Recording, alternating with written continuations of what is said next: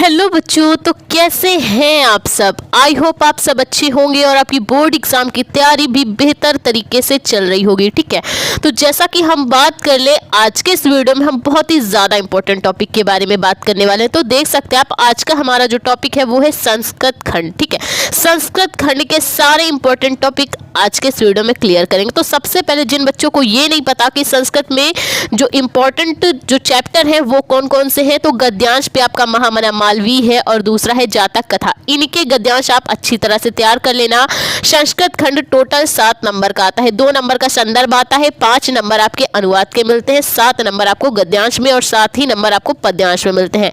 पद्यांश के लिए आप सुभाषित रत्नानी पढ़ लेना और जातक कथा। इनसे इन चैप्टर से आपका क्या हो जाएगा, संस्कृत खंड पूरा कंप्लीट हो जाएगा। ठीक है, क्वेश्चन हमारा 8वें का खा है, दिए गए पद्यांशों में से किसी एक का ससंदर्भ हिंदी में अनुवाद कीजिए। 7 नंबर का आपका क्वेश्चन है, 2 नंबर आपको संदर्भ के मिलते हैं, 5 नंबर आपको अनुवाद के मिलते हैं। इसी प्रकार से क्या होता है, गद्यांश भी जो आते हैं 2 नंबर आपका संदर्भ का और 5 नंबर आपके अनुवाद के होते हैं। ठीक है, 7-7 14 नंबर का आपका संस्कृत खंड पेपर में रखा जाता है। ठीक है, तो हम क्या करेंगे, इन 7 नंबर को आज के इस वीडियो में देखेंगे। ठीक है, तो पिछले वीडियो में हमने क्या किया है, पिछले वीडियो में ये जो आपका नमे रोचते भद्रम उलोकस्यामि वेचनम का जो हिंदी में अर्थ और अनुवाद है बोर्ड की कॉपी पे करना सिखाया हुआ है। आज हम क्या करेंगे, इसके अथवा में जो श्लोक पूछा गया है इसको आप बोर्ड एग्जाम की कॉपी पे कैसे इसका अनुवाद कर पाएंगे सब कुछ बताएंगे। एक एक चीज आपको स्टेप बाय स्टेप करना सिखाएंगे।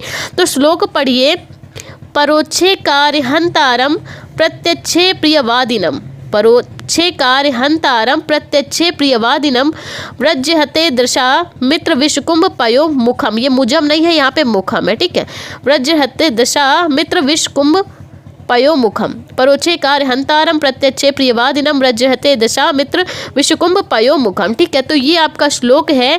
हम क्या करेंगे, इसको बोर्ड की कॉपी पे कैसे लिख पाएंगे वो हम देख लेते हैं। तो सबसे पहले इसके लिए हम क्या करेंगे, हम डालेंगे प्रश्नोत्तर संख्या 8 का खा। ठीक, हम क्या करेंगे, सबसे पहले हम इसमें डालेंगे प्रश्नोत्तर संख्या 8 का खा कि ये किस प्रश्न नंबर में पूछा गया है। फिर हम क्या करते हैं, फिर हम संकेत डालते हैं। संकेत डालना बहुत ही ज़्यादा ज़रूरी है, क्योंकि एग्जामिनर को जब पता रहेगा कि ये बच्चा जो अनुवाद कर रहा है या संदर्भ कर रहा है वो किस चीज़ का है, किस श्लोक का है। ठीक है, तो संकेत डालना इसलिए बहुत ज़रूरी होता है। हम अभी तक क्या करते थे, जब गद्यांश करते थे, चाहे वो आपका हिंदी के गद्यांश पद्यांश हो या फिर संस्कृत का गद्यांश, तो क्या करते थे, हम क्या करते थे, 1-2 शब्द लिखते थे, डॉट डॉट लगाते थे और आखिरी का शब्द लिख देते थे। लेकिन बात यहाँ पे श्लोक की जाती है, तो आप चाहें तो वैसा ही कर लीजिए कि 1 शब्द लिखिए, 1-2 शब्द लिखिए, शुरू के डॉट डॉट लगा के लास्ट के शब्द कर दीजिए। या फिर क्या करिए, दोनों भाई 2 ही लाइन का तो है, 2 लाइन का है श्लोक, तो हम क्या करेंगे, दोनों लाइनों को लिख लेंगे। क्योंकि क्या होता है, बोर्ड एग्जाम की कॉपी पे एक क्वेश्चन एक ही पेज में करना होता है। ठीक है, तो हम क्या करेंगे, हमने संकेत में ही श्लोक को लिख लिया। अब इसका क्या करना है, इसका संदर्भ सहित हिंदी में अनुवाद करना है। ठीक, तो सबसे पहले हमें पाठ का नाम पता होना चाहिए। ठीक, तो क्या है इसके पाठ का नाम, परोक्षे कार्यहंतारम प्रत्यक्षे प्रियवादिनम। ये आपका सुभाषित रत्नानी का है। ये किसका है, सुभाषित रत्नानी का श्लोक आया हुआ है। तो अब इसका हमें पाठ का नाम पता चल गया। अब संदर्भ कैसे लिखेंगे वो जान लेते हैं।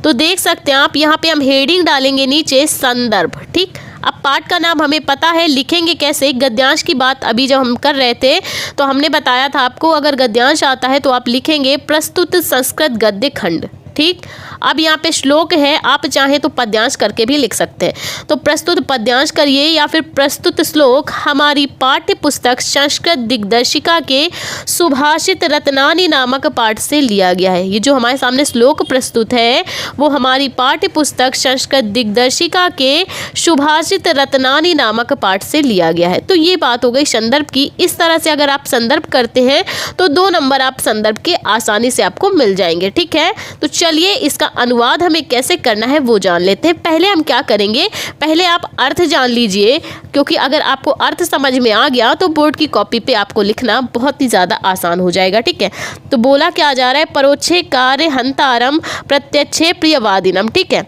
यहाँ पे परोक्षेकार यानी जो पीठ पीछे, परोक्षेकार हंतारम, जो लोग आपका पीठ पीछे बने बनाए काम को खराब कर दे, प्रत्यक्षे प्रियवादिनम, और आपके सामने, प्रत्यक्ष यानी कि सामने, प्रिय यानी आप मीठे बने रहे, वादिनम, जो लोग आपका पीठ पीछे बने बनाए काम को खराब कर दे और सामने बहुत ही मीठा मीठा बोले, ठीक है, आपके सामने बहुत ही मीठा बोलने वाले लोगों को उसी प्रकार से त्याग देना चाहिए। कहने का मतलब ये है, परोक्षेकार हंतारम, जो लोग पीठ पीछे आपके बने बनाए काम को खराब कर दे और आपके सामने मीठा बने रहे और मीठी मीठी बात करे, उन लोगों को वैसे ही त्याग देना चाहिए जिस प्रकार से वज्र येते दृशा मित्र विषकुंभ पयोमुख, जिस प्रकार से किसी विष से भरे घड़े में ऊपर से दूध लगा दिया जाता है और उस घड़े को हम क्या कर देते हैं, त्याग देते हैं।